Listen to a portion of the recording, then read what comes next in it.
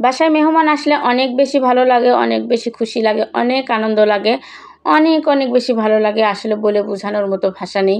আর বাসায় মেহমান আসা মানে তো আল্লাহর রহমত আসা।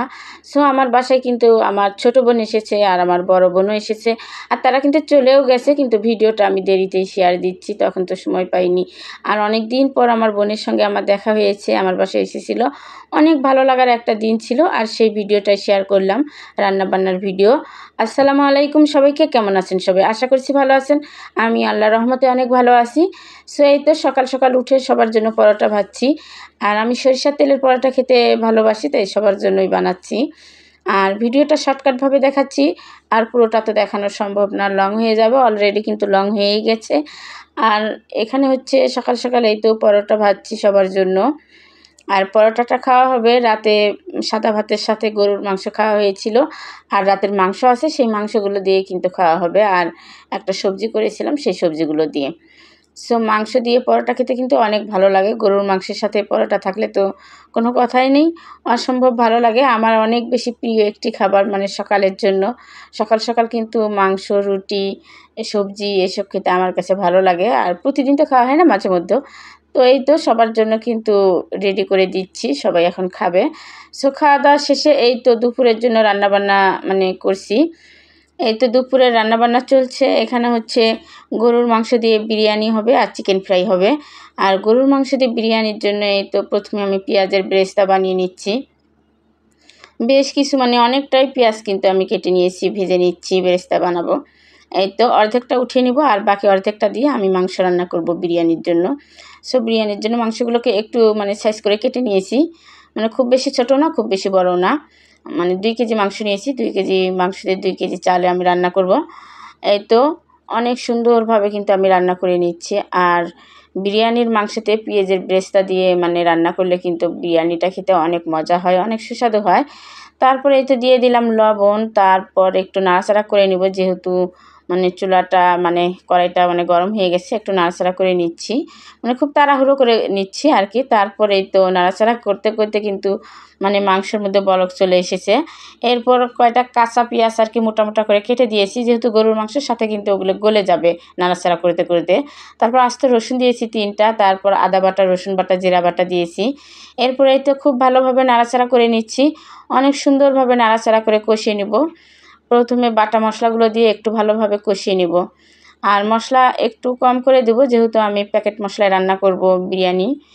এই তো মানে বাটা মশলাগুলো দিয়ে কষানো হওয়ার পর শুকনো মশলাগুলো দিয়ে দিব। শুকনো মশলার গুঁড়ো দিচ্ছি, ধনিয়া গুঁড়ো, মরিচ গুঁড়ো, মানে 2 চামচ করে দিচ্ছি, বেশি দেব না, কারণ প্যাকেট মশলা দেব। এখানে কিন্তু সব ধরনের মশলাই আছে, আর এখানে অতিরিক্ত দিলে কিন্তু অতিরিক্ত হয়ে যাবে, তখন ভালো লাগবে না। তারপরে এই তো প্যাকেট মশলা একটা দিয়ে দিলাম পুরোটা। এই তো এগুলো দিয়ে এখন সুন্দরভাবে নাড়াচাড়া করে নিব। আর এই প্যাকেট মশলায় কিন্তু গরম মশলা থেকে শুরু করে মাংসের যত ধরনের মশলা আছে, বিরিয়ানির মশলা সব আছে। তারপরে এক্সট্রা মশলা দিয়ে দিচ্ছি, তেজপাতা, তারপর দারুচিনি, কালো এলাচ, সাদা এলাচ, লবঙ্গ, মানে গরম মশলা যা যা থাকে সব দিয়ে দিচ্ছি। তারপর ভাজা জিরের গুঁড়াও কিন্তু আমি দিয়ে দিলাম। আর ভাজা জিরের গুঁড়া হাতে বানানোটা দিলে কিন্তু অনেক মজা হয়।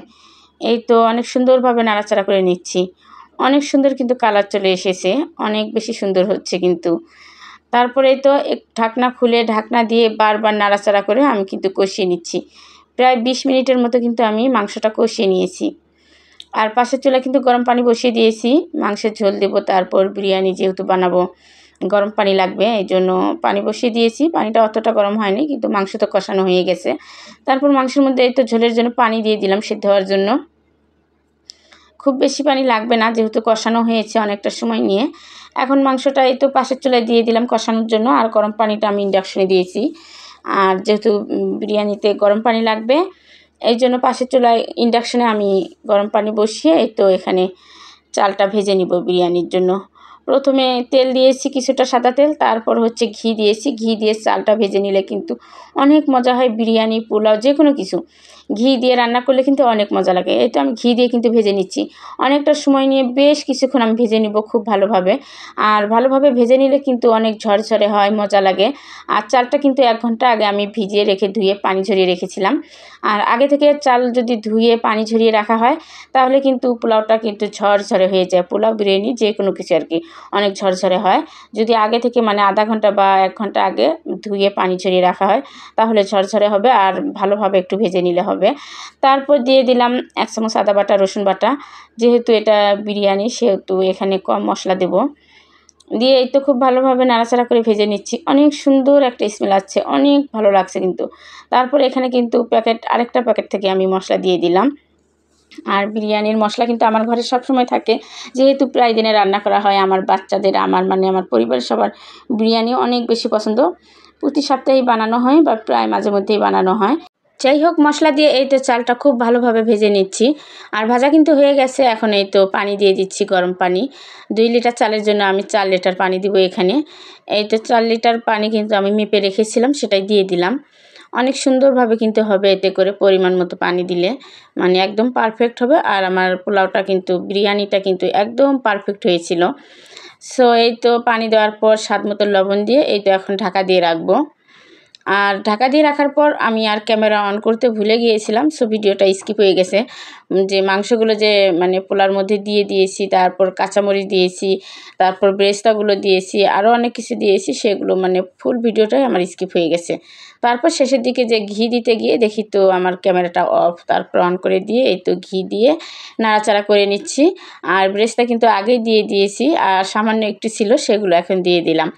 সো এই তো হয়ে গেছে, অনেক পারফেক্ট হয়েছে, একদম সুন্দর ঝরঝরে হয়েছে, অনেক বেশি সুন্দর হয়েছে কিন্তু বিরিয়ানিটা অনেক টেস্টি হয়েছে। তারপরে এই তো এখন চিকেন ফ্রাইগুলো ভেজে নিব। আর চিকেনগুলোকে কিন্তু আমি অনেক সুন্দরভাবে 1 ঘন্টা আগে মানে মেরিনেট করে রেখেছিলাম। 1 ঘন্টারও বেশি হয়েছে। আর যত বেশি মানে মাখিয়ে রাখা হবে তত বেশি কিন্তু সুন্দর হবে। আর এখন আমি কিন্তু এটা ময়দা বা চালের গুঁড়ি বা কর্নফ্লাওয়ার দিয়ে এখন মানে আমি কুট করে নেব না, কারণ আমি একবারে কিন্তু মেখে নিয়েছি। আর এইটাই কিন্তু বেশি মজা লাগে আমার কাছে, এই জন্য আমি এইভাবে বানাচ্ছি। এখানে মাংসের সব ধরনের মশলা দিয়েছি, সয়া সস, টমেটো সস, আদা রসুন বাটা, তারপর হচ্ছে কর্নফ্লাওয়ার, ময়দা সব কিছু দিয়ে তারপর ডিম দিয়েছি 2টা, দিয়ে খুব সুন্দরভাবে মাখিয়ে কিন্তু আমি 1-1.5 ঘন্টার জন্য ম্যারিনেট করে রেখেছিলাম। তো ম্যারিনেট করে রাখার পর অনেক সুন্দরভাবে সেট হয়ে গেছে আর ভিতরেও প্রবেশ করেছে মশলাগুলো। তারপরে এই তো ভেজে নিচ্ছি খুব সুন্দরভাবে লালচে করে, অনেক ধীরে ধীরে, অনেক অল্প আছে, অনেকটা সময় নিয়ে কিন্তু ভেজে নিচ্ছি, অনেক বেশি সুন্দর হয়েছে কিন্তু। আর পাশের চুলায় কিন্তু আলু ফ্রাই করে নিচ্ছি। আর আলু ফ্রাইটা কিন্তু অনেক বেশি ভালো লাগে, অনেক বেশি মানে টেস্টি লাগে বিরিয়ানি বা পোলাওর সঙ্গে খেতে। এই তো চিকেন ফ্রাইটা দেখতেই পাচ্ছেন কতটা ধীরে ধীরে সময় নিয়ে নাড়াচাড়া করে ভেজে নিচ্ছি। ভাজা হয়ে গেছে, সো রান্নার ভিডিওটা আমি শর্টকাট করে দেখিয়ে দিলাম। তারপরে এই তো খাবার পরিবেশন করছি সবার জন্য। সবাইকে অনেক সুন্দরভাবে পরিবেশন করে খাবার খেতে দিয়েছি। সবাই তো অনেক খুশি, সবার পছন্দের খাবার। সো আমারও কিন্তু অনেক পছন্দের একটি খাবার বিরিয়ানি, চিকেন ফ্রাই অনেক বেশি পছন্দের একটি খাবার। সো অনেক বেশি মহা খুশির একটা দিন ছিল এই দিনটা আমার কাছে, কারণ আমার বোনের সঙ্গে সহজে কিন্তু দেখা হয় না। অনেক দিন পর দেখা হয়েছে, একসঙ্গে খাবার খেতে পেরেছি, একসঙ্গে কথা হয়েছে। অনেক অনেক মহা খুশির একটা দিন ছিল আমার কাছে, যা আসলে বলে প্রকাশ করে বোঝানো যাবে না। এতটা একটা ভালো লাগার দিন ছিল, মানে আমার আত্মা, মন, প্রাণ সব কিছু মানে ঠান্ডা হয়ে গিয়েছিল তাদেরকে পেয়ে। মহা খুশির দিন।